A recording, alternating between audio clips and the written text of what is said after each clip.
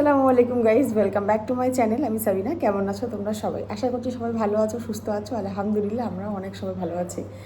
আজকে তো শুক্রবার, বর এইমাত্র বেরিয়ে গেল নামাজ পড়বার জন্য। আর এখন আমি বাড়িতে রয়েছি।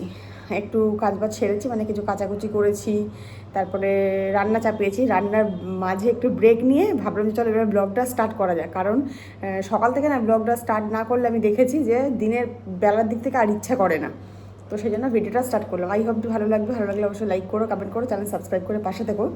আজকে আমি তোমার সাথে এই ভিডিওতে কিছু কথা শেয়ার করবো, মানে আমার প্রেগনেন্সি জার্নি, বা আমার এই প্রেগনেন্সি জার্নিটাও তো ইজি ছিল না, বা আমার যে কনসিভ হয়েছে কনসিভটাও তো ইজি ছিল না। সেই বিষয়ে কিছু কথা তোমাদের সাথে শেয়ার করব।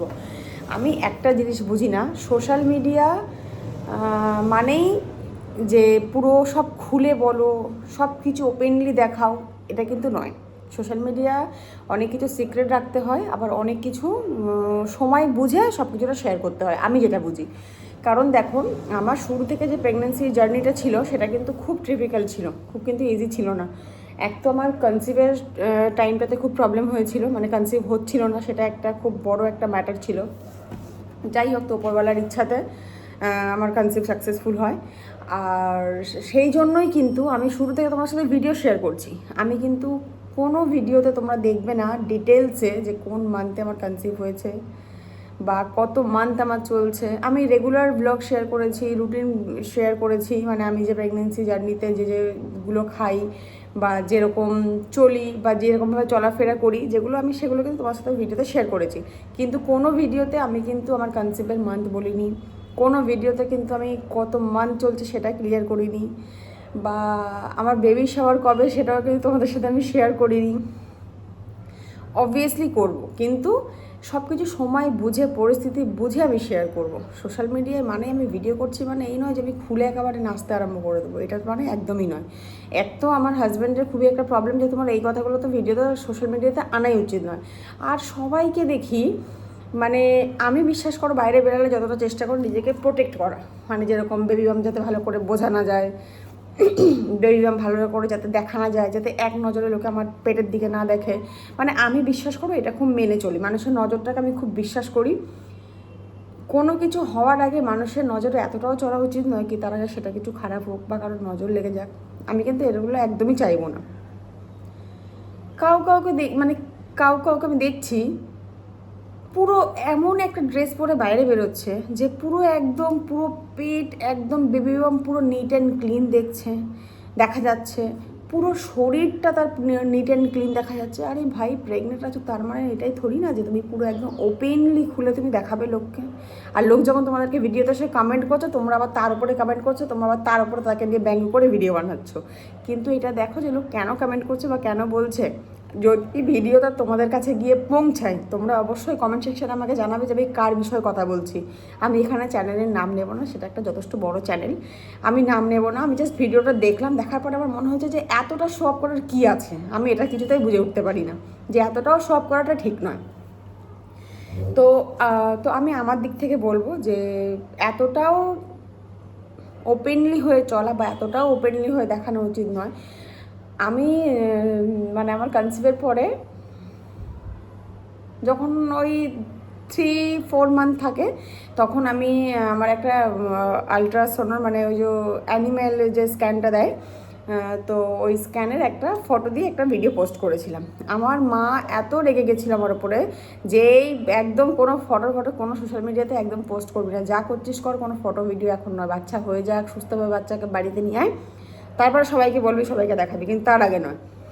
আর এরা পুরো ডাক্তার দেখাতে যাচ্ছে, পুরো আওয়াজ শোনাচ্ছে, মানে ভাই এরা কি, মানে পুরোপুরি কোন মান্থে কনসিভ হয়েছে সেই কনসিভের মান্থ থেকে, ডেট থেকে শুরু করে সবটা বলছে।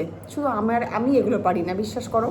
কারণ আমি মনে করি এই জার্নিটা খুব ভালো একটা জার্নি, খুব সুন্দর একটা জার্নি। এই জার্নিটার সাথে অন্য আর কোনো জার্নি কম্পেয়ার হয় না। আর মা হওয়ার অনুভূতিটা অন্য কোনো কিছুর সাথে শেয়ার করা যায় না। সুতরাং আমি চাইবো আমার বাচ্চাও আমার জন্য সব কিছুটা সেফ থাকুক, আর সেই রকমভাবেই আমি ভিডিও করব, আমি এটাই জানি। তো আমার এই কয়েকটা কথা তোমাদেরকে বলবার ছিল। যদি তোমাদের ভালো লাগে অবশ্যই আমাকে লাইক করে একটা কমেন্ট করো, আর এই কথাটাতে ইয়েস আর নো লিখো। যদি আমার সাথে সহমত থাকে তাহলে অবশ্যই ইয়েস লিখো, আর যদি মনে করো যে না এটাতে কমন ঠিক আছে সবাই করে, তাহলে অবশ্যই নো লিখো, ঠিক আছে? এই দুটোর মানে উত্তরে আমি ওয়েট করবো, ওকে?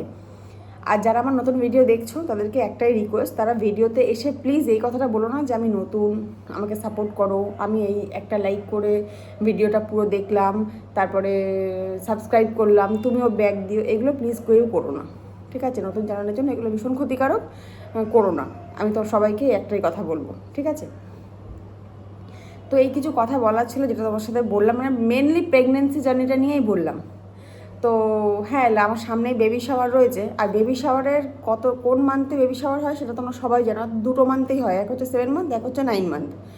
তো আমি মানে A to Z বিষয় কিন্তু এখন আমি বলিনি, আমি বলেছি সামনে আমার বেবি শাওয়ার রয়েছে, আমি কিন্তু একবার আমার ডেট বলিনি, মান্থ বলিনি, আমি কিন্তু কিছুই বলিনি, ঠিক আছে? আর আমি বলবো না, আমি ভিডিও যখন শেয়ার করবো তোমরা অবশ্যই জানতে পারবে, দেখতে পারবে।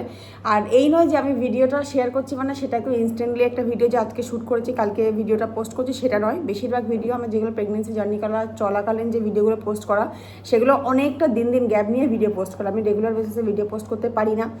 আমার শরীর প্রথম দিক থেকে একদম ঠিক ছিল না, আমি খুবই অসুস্থ ছিলাম। আমার প্রেগনেন্সির 2-2.5 মাস পর থেকে আমি একটা মানে ভিডিও, 2-2.5 মাস আরও বেশি পরে আমি একটা প্রেগনেন্সির একটা ভিডিও শেয়ার করেছিলাম।